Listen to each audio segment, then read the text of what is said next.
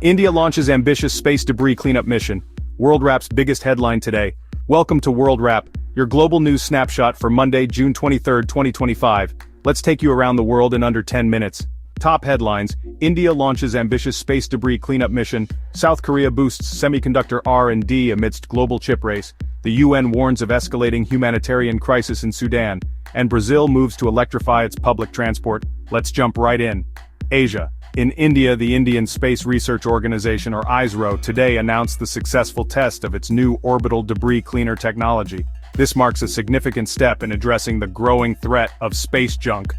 India, clearly pushing for leadership in space sustainability.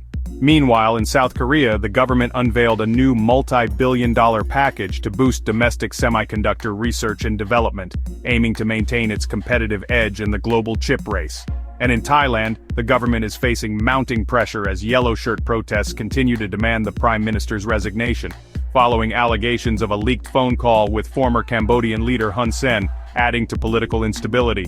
Watch for further regional cooperation on climate initiatives, especially after recent volcanic activity disrupted Southeast Asia.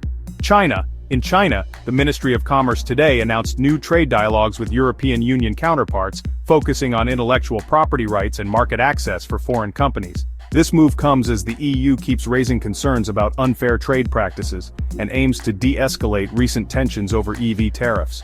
Beijing is clearly working to stabilize its export-driven economy and counter accusations of protectionism, which could have big implications for global trade flows. Africa. From Sudan, the United Nations today issued an urgent appeal for increased humanitarian aid, warning the country is on the brink of widespread famine and a catastrophic health crisis, all due to ongoing conflict between rival military factions. Across the continent, in Ghana, the government has launched a new initiative to promote local manufacturing and reduce reliance on imports, offering tax incentives and better access to financing for small and medium-sized enterprises in key sectors. Pacific and Oceania. In Australia, the National Science Agency, CSIRO, released a report highlighting critical vulnerabilities in Australia's supply chains due to climate change impacts, especially on agricultural exports and mineral resources. The report urges immediate investment in climate resilience and diversification. Elsewhere, efforts are intensifying in Papua New Guinea to tackle illegal logging and unsustainable resource extraction, with local communities and international NGOs calling for stronger enforcement and transparency from the government. Middle East. In Saudi Arabia, the Public Investment Fund today announced a series of major investments in renewable energy projects across the kingdom, part of its Vision 2030 diversification strategy. This includes big funding for solar and green hydrogen initiatives, aiming to position Saudi Arabia as a global leader in clean energy. Also, diplomatic efforts are underway to de-escalate tensions in the Red Sea, following recent security incidents that have disrupted shipping lanes and impacted global trade. Europe, including Russia and the UK.